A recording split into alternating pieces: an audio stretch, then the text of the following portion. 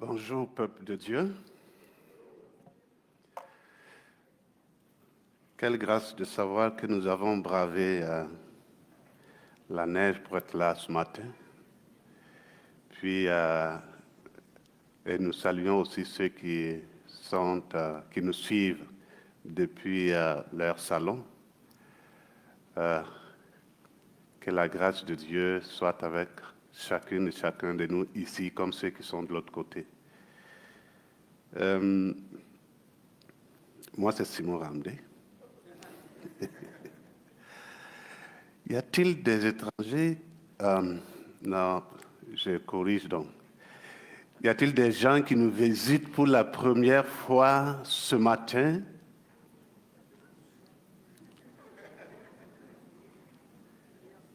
Ah, d'accord, ok. Ah, nous en avons, merci. Nous allons juste vous demander de donner votre nom, de nous dire votre nom, du moins. Et s'il y a lieu, le lieu de provenance, et nous voulons vous accueillir dans la grâce et dans l'amour du Seigneur.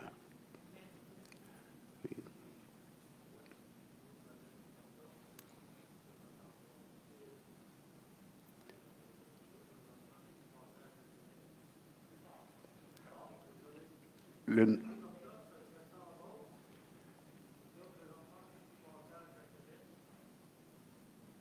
Bienvenue.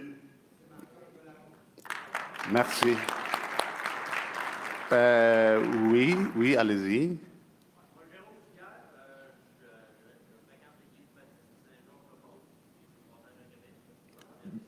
Bienvenue. Oui, allez-y.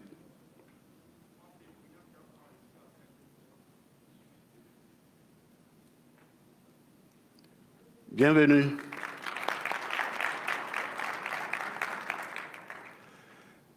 Nous sommes ensemble dans la maison du Seigneur, la famille de Dieu. Quelle joie. Bien, quelque part dans le monde, il y a une période qu'on appelle période de soudure. La période de soudure, c'est une période où il y a beaucoup de les gens ont beaucoup faim.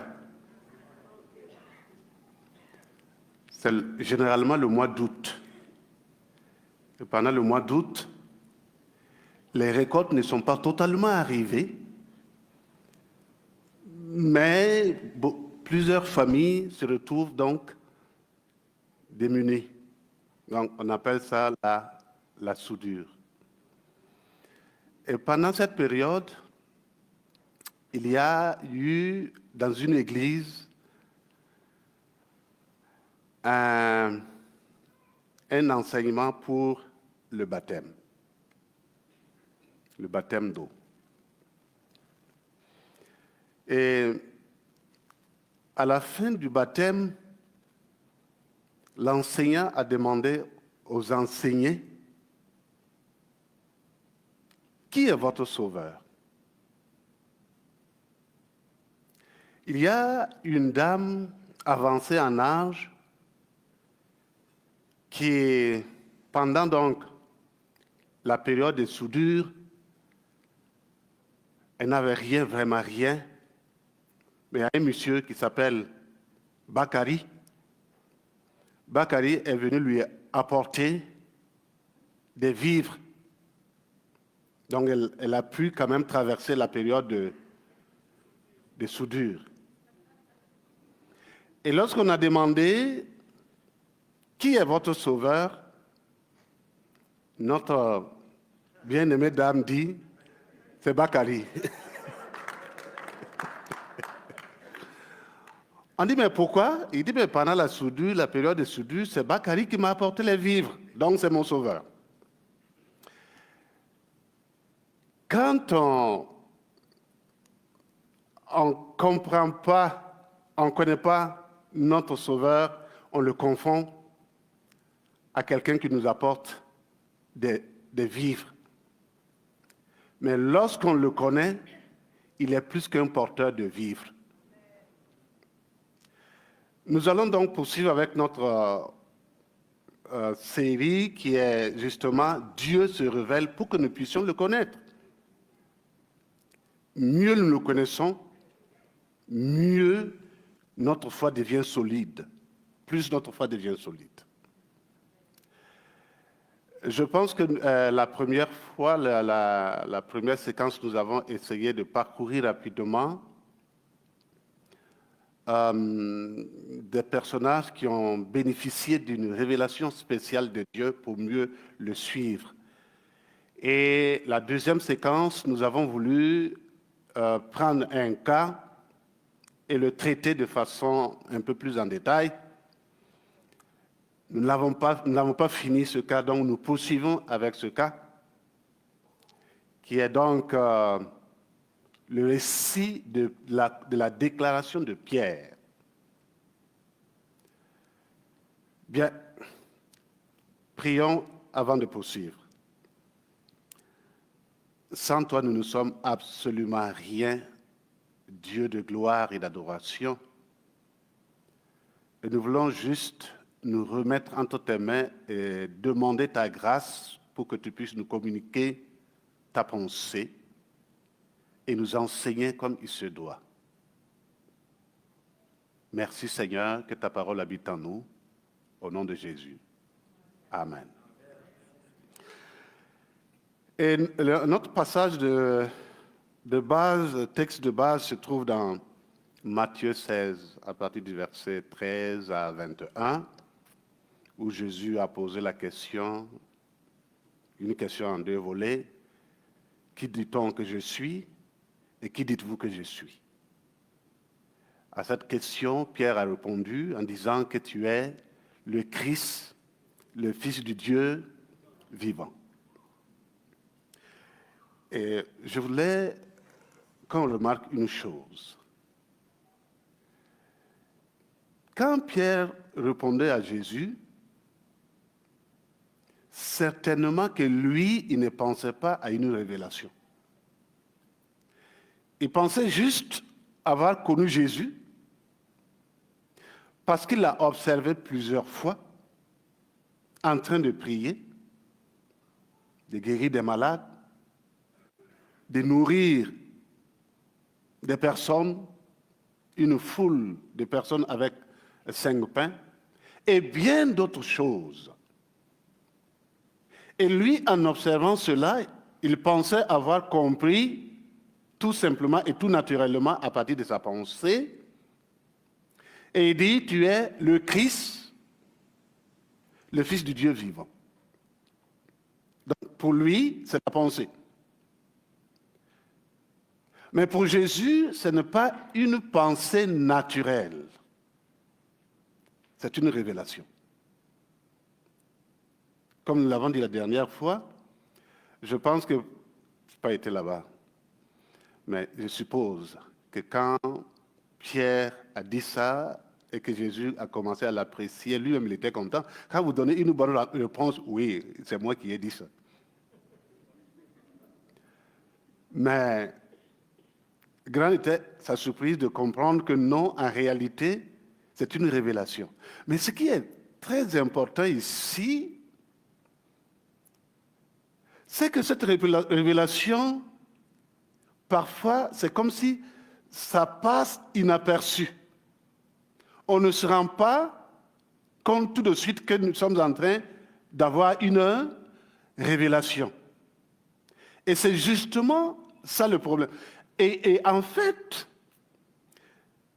le grand travail que Dieu opère entre les humains et lui se trouve essentiellement à ce niveau, au niveau de la pensée.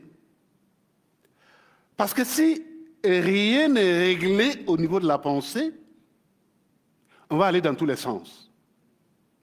Mais quand au niveau de la pensée c'est réglé et qu'on comprend les choses, ça devient facile. C'est pourquoi Jésus, lorsqu'il a fini son travail, son ministère public de 3 ans, avec ses disciples, qui étaient avec lui, Cloton, qui l'ont vu opérer, leur dit, vous ne pouvez pas tout comprendre. Il faut que je parte et que l'Esprit de Dieu vienne. Et quand il va venir, il va vous enseigner et vous rappeler. Et là, ce qui me dérange dérange en tant qu'humain, quand j'écoute ça, quand je lis ça, je dis, mais attends, lui il est là, en personne, et qui n'a pas réussi à faire comprendre à ses disciples certaines choses. Et il dit, quelqu'un va venir, et c'est ce quelqu'un-là qui va parfaire le travail. Donc il n'a pas fini. Non, je n'ai pas dit qu'il n'a pas fini. J'ai dit donc il n'a pas fini. On peut donc supposer qu'il n'a pas fini. Mais il a fini parfaitement son travail. Ce qu'il devait faire, il l'a fait correctement. Il n'y a rien de moins. Mais seulement, il le fait par étapes et par personne de la Trinité. Il a fini son travail. Maintenant, ce qui reste, c'est l'Esprit. Mais voyez ce qui se passe. Jésus, quand il était là, il connaissait nos pensées, c'est vrai. Mais il est dans un corps physique. Et étant dans un corps physique, il communique aux autres corps physiques. Et c'est de corps physique que la communication se fait. Alors que dans la communication de corps physique, il y a une limite. Ce n'est pas Jésus qui est limité, mais c'est la manière de communiquer de corps physique qui est limitée. Et qu'est-ce qui va se passer pour briser cette limite? Il dit, je m'en vais au Père, ensuite je vous enverrai l'Esprit qui n'est plus avec vous, mais qui est en vous. Donc c'est de passer d'avec à en qui va résoudre le problème.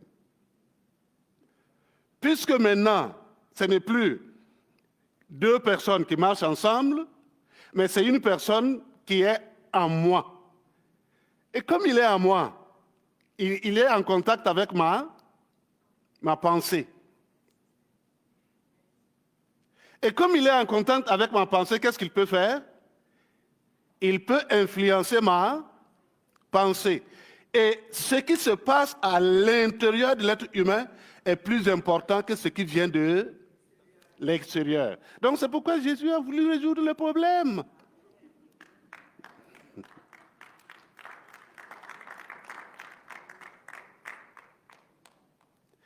Et maintenant, c'est l'avant, disons, c'était à travers Pierre, Jésus voulait montrer comment l'Esprit de Dieu va opérer par la suite, à travers donc la pensée.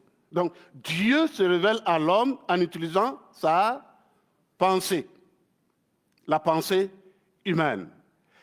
Mais en fait, selon la Bible,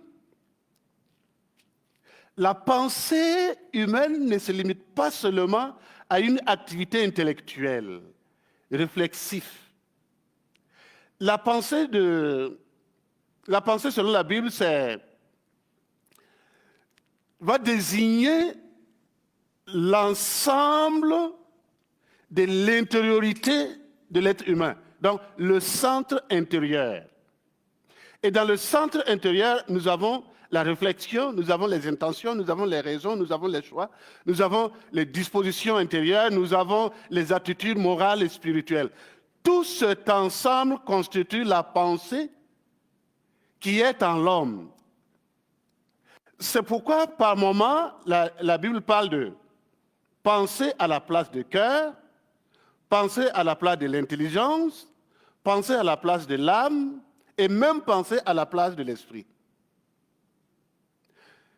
Mais par moments, comme Jésus a repris un des commandements, il va différencier la pensée. Il a dit, tu aimeras le Seigneur ton Dieu de tout ton cœur, de toute ton âme et de toute ta pensée. Donc, il va ajouter la pensée pour marquer l'importance de celle-ci dans l'ensemble de l'intériorité de l'être humain. Parce que de toute façon, c'est comme un couloir qui donne accès à tous les compartiments à l'intérieur de l'être humain. Donc, elle est au centre. Et la pensée, toujours dans la Bible, dans certains cas, on va parler de la pensée de ton cœur ou les yeux de ton cœur. Comme nous le savons très bien, ce qui touche notre cœur est différent de ce qui touche notre tête. Je ne sais pas si je me trompe, hein? Quand vous avez quelque chose qui vous touche le cœur, c'est beaucoup plus précieux que lorsque vous pensez simplement à une chose par la tête. On va dire que ce qui touche au cœur est beaucoup plus émotionnel. Je ne sais pas. Mais toujours est-il que quand quelque chose nous tient, là, c'est beaucoup plus précieux. Pourquoi la Bible parle toujours du cœur, il parle de la pensée, mais il met aussi l'accent sur le cœur. Il va dire de circonscrire les cœurs. Alors, là-dedans, nous avons nos projets, nos désirs, nos décisions. C'est le lieu où Dieu va éclairer l'être humain d'un certain nombre de choses. C'est un espace qui doit être gardé, purifié, orienté vers Dieu, parce que si cet espace n'est pas bien orienté, la transmission et la communication que Dieu veut donner à l'être humain sera obstruée. Et il est en même temps la faculté morale et spirituelle, pas seulement intellectuelle. Nous avons quelques passages, je veux de là. Dieu parle à l'homme à travers le cœur. Et comment?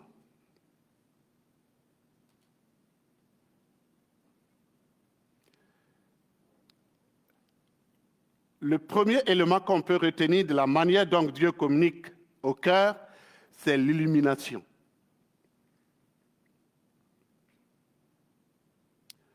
Mais avant d'avancer avec l'illumination, il faudrait peut-être faire une précision. Je veux juste faire une précision et passer là-dessus.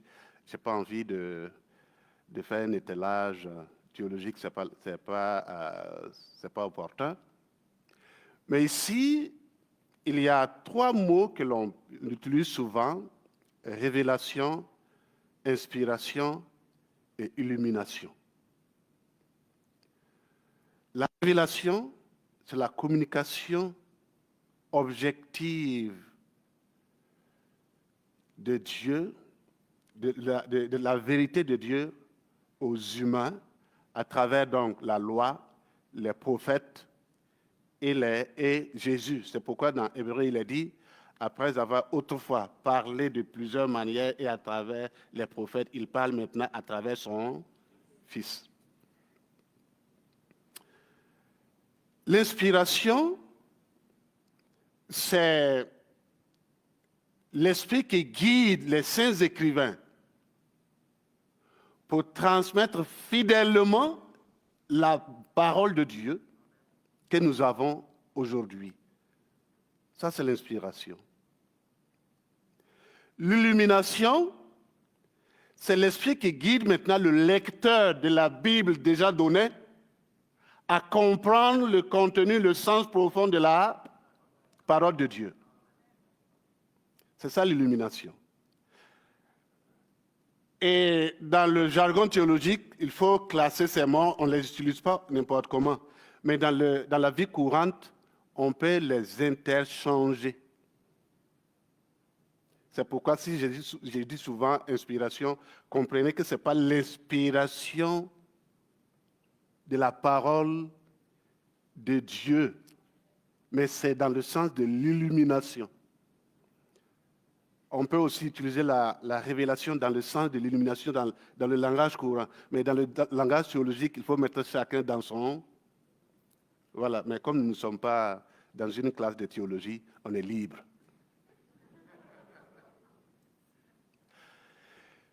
L'illumination, je pense que Saint Augustin disait que l'illumination, c'est Dieu qui éclaire le cœur de l'homme comme le soleil éclaire les yeux des hommes. C'est cette manière qui permet à l'Esprit de Dieu en nous d'ouvrir notre esprit, notre pensée pour que nous saisissions le sens réel de la parole de Dieu. Le sens profond de la parole de Dieu. C'est une révélation. Dieu se révèle à travers cette pensée. C'est pourquoi dans Éphésiens 4, il va dire « Soyez renouvelés dans l'esprit de votre intelligence ». C'est comme une confusion, n'est-ce pas? Pourtant, c'est une réalité. Est-ce que l'intelligence a-t-elle un esprit?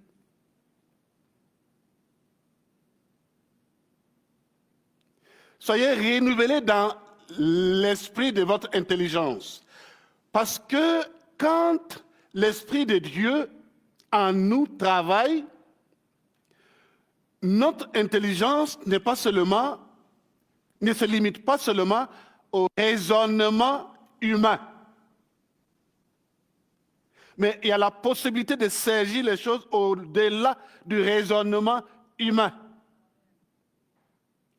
Il y a la possibilité de comprendre les choses au-delà du raisonnement humain.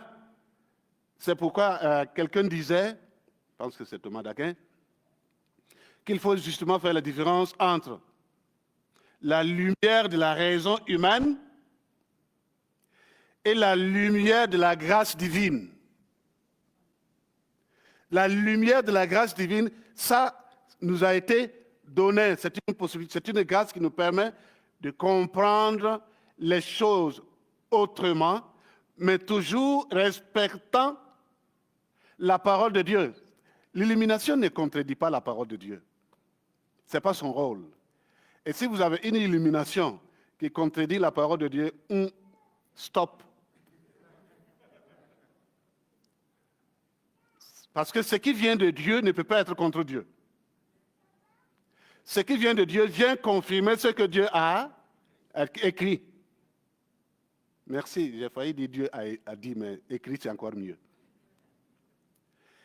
Et c'est là le travail que Dieu fait, c'est-à-dire il se révèle par des impressions spirituelles, mais claires, qu'il nous communique. Il se révèle par une compréhension nouvelle, renouvelée, nouvelle et renouvelée. Parce que dans la Bible, il y a une expression qui est utilisée, l'homme nouveau qui se renouvelle. Quelque chose qui est nouveau et qui se renouvelle encore. Ça devient quoi? Ça contredit la loi de la nature. Parce que la loi de la nature, dès que quelque chose est né, créé, existe, commence automatiquement à amorce le chemin de vieillissement. Alors que dans la logique spirituelle, on naît pas pour mourir, mais on naît pour vivre renouvelé. Alors que dans le corps physique, on naît, grandir et ensuite vieillir et puis, bon, c'est pas facile de dire mourir, hein, mais c'est la loi comme ça. Même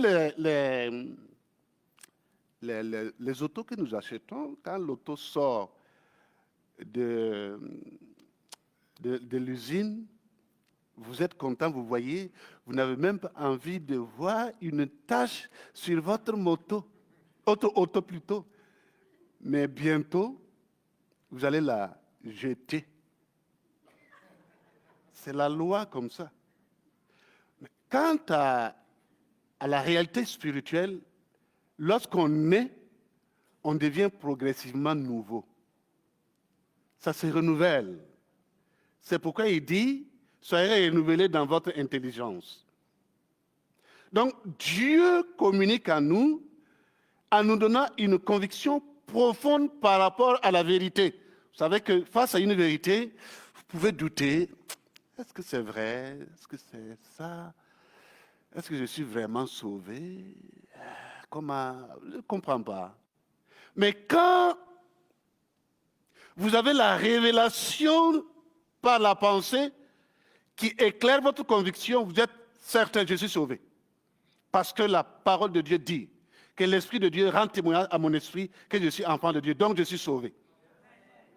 Et si je meurs aujourd'hui, je pars au ciel, parce que je suis enfant de Dieu, et je pars là où se trouve mon Père. Mon Père est au ciel, je m'en vais le rencontrer là-bas, et nous allons fêter ensemble. Donc il y a une conviction qui naît en nous, et on ne tremble pas. Les gens peuvent hésiter, mais pas nous, parce que nous avons la certitude, et Dieu nous a parlé. Nous avons la conviction. Notre pensée est bien équilibrée. Rien ne peut l'ébranler.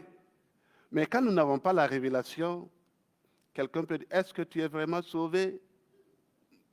D'après oui. Je dis ça parce qu'un jour, il y a eu une campagne d'évangélisation. Il y a des conseillers qui devaient rencontrer les nouveaux convertis. Et les conseillers les disent, mais tenez bon. Alors il y a un nouveau converti, ou je ne sais pas si c'est un nouveau converti ou c'est un nouveau converti, qui a posé la question à un des conseillers, qui lui a dit, mais monsieur, est-ce que vous pensez que celui qui prêche tellement qu'il prêche, est-ce que vous pensez que c'est vrai ce qu'il dit? Est-ce que c'est vrai? Et le conseiller dit, nous-mêmes on ne sait pas où. On nous a dit de dire comme ça. Bon, comment voulez-vous que lui, il soit un conseiller alors qu'il n'est même pas convaincu de son salut? Il n'y a pas une révélation intérieure. La pensée n'a pas été renouvelée, ça n'a pas été touché. Il n'a pas su qui, il ne connaît pas qui est Jésus. Il faut un travail intérieur pour que les choses se placent et qu'on soit convaincu et certain. La révélation se fait aussi par la parole, c'est-à-dire l'illumination se fait peut se faire en plusieurs manières. C'est-à-dire, on peut avoir l'illumination par rapport à une réalité, une vérité biblique que nous comprenons, que Dieu nous éclaire dans notre esprit.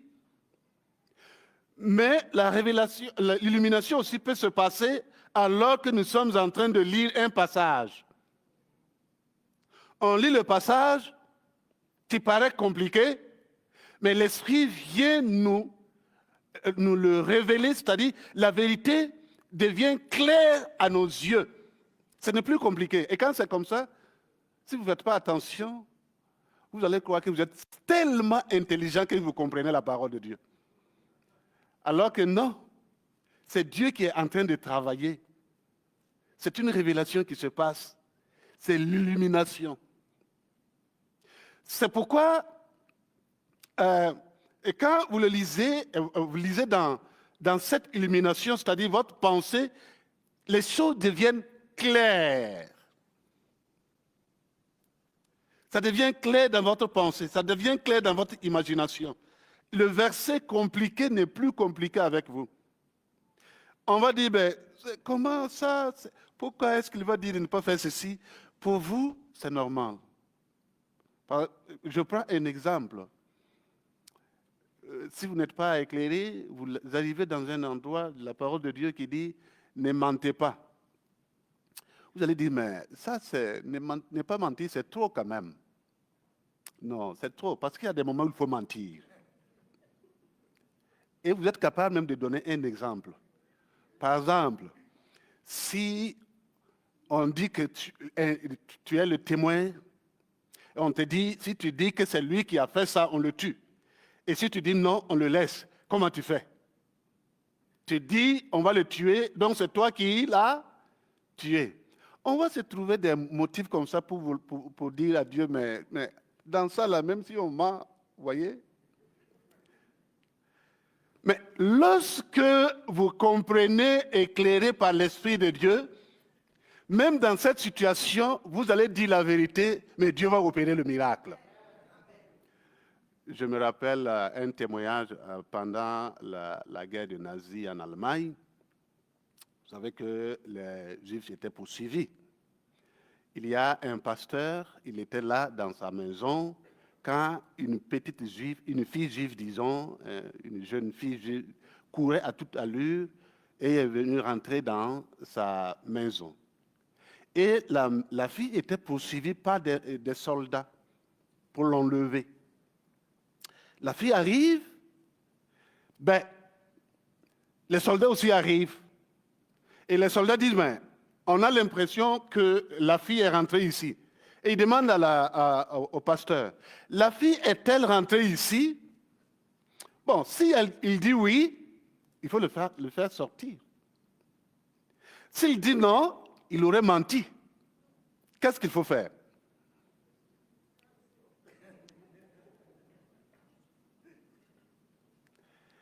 Alors il était là, il priait, et il n'a rien dit. Il dit, ben, vous pensez qu'il est rentré ici? Il dit oui, rentrez voir, tout simplement. Et Dieu a donné la sagesse à la fillette de se cacher derrière la porte quand elle est rentrée. Donc les soldats sont rentrés, regardés, fouillés, ils ne l'ont pas trouvé et ils sont venus s'excuser auprès du pasteur. Excuse-nous, on s'est trompé. Le pasteur n'a pas menti, la fille a été sauvée. Non, quand Dieu dit quelque chose, la meilleure des choses, c'est d'obéir. Il ne faut pas donner des leçons à Dieu, mais tu as dit ça. Mais si telle chose se passe, comment je fais? Mais Dieu connaissait ça déjà. Puisque c'est lui qui a écrit. Il nous connaît avant que nous ne naissions. Donc il connaît que cette situation peut arriver, mais néanmoins, il l'a écrit. Que le Seigneur nous éclaire la pensée. Pendant que nous méditons la parole de Dieu, voilà ce que Dieu fait à travers notre pensée. Il peut ajuster notre pensée par rapport à une vérité que nous n'avons pas bien comprise. Donc, il ajuste la pensée.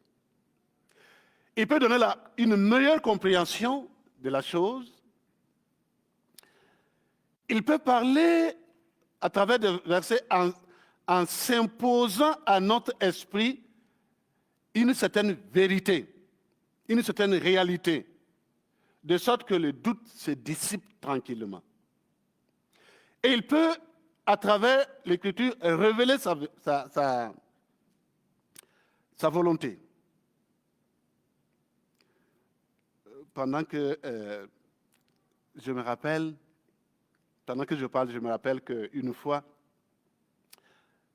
il y a longtemps de cela, j'étais à la recherche d'une bourse.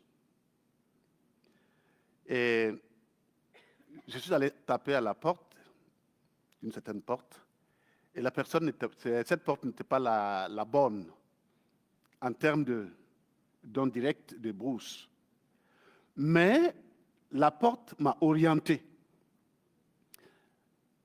La personne responsable de cet organisme m'a dit, ben, écoute, mais pourquoi tu ne ferais pas la demande à tel organisme? J'ai dit non, je ne veux pas faire. Il dit pourquoi? Parce que on n'a pas les mêmes convictions religieuses, convictions chrétiennes. Il dit, mais attends, il s'agit de quelle conviction? J'ai dit, je ne connaissais même pas l'organisme, ce sont des présomptions. Il dit, semble-t-il. Il dit, mais comment est-ce que tu peux aller dans un terrain de semble-t-il sans vérifier? J'ai dit, ah oui, ce que tu dis, c'est vrai. Et après, je suis rentré et j'ai lu un passage d'Ésaïe. Et ce passage, c'est comme une lumière qui a jailli dans mon esprit. J'ai dit, tiens, pourquoi est-ce que j'avais raisonné de la sorte? Et à partir de ce moment, j'ai pris la décision de faire la demande. Et c'est comme si cet organisme n'attendait que moi. Et cette année-là, c'est comme si Dieu a bloqué toutes les demandes. Et j'étais la seule personne à déposer une demande cette année-là. Et on m'a dit, écoute, il n'y a que ta demande sur la table. C'est parti. Et c'est ainsi que j'ai eu une bourse d'un standard international. Je ne vais pas vous dire comment j'ai eu, sinon vous serez jaloux de moi.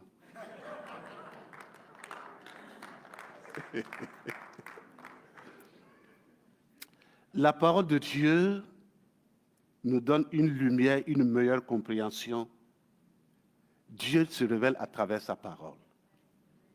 Et c'est pourquoi on ne va pas finir la question de la pensée aujourd'hui, parce qu'il reste beaucoup d'autres choses. Mais c'est pourquoi il faut que nous prions le Seigneur. En tout cas, je prie le Seigneur qu'il m'aide à garder ma pensée pure, sainte et saine pour lui, pour qu'il me communique et que je sois capable de saisir ce qu'il veut me dire. La Bible dit que Dieu parle d'une manière ou d'une autre, mais nous ne prenons pas souvent garde. Que le Seigneur nous aide. Pour aujourd'hui, je vais m'arrêter là et continuer après, parce que l'autre élément, si je le commence, je risque de dépasser l'heure et je ne veux pas dépasser l'heure non plus. Prions le Seigneur.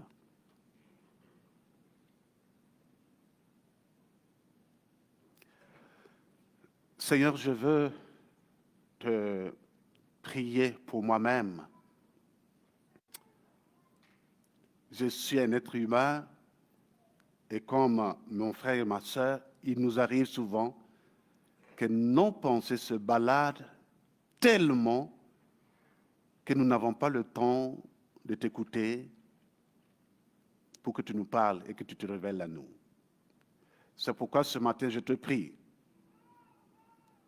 viens à notre secours, aide-nous à garder notre pensée, comme tu l'as dit dans la parole, gardez vos pensées plus que toute autre chose.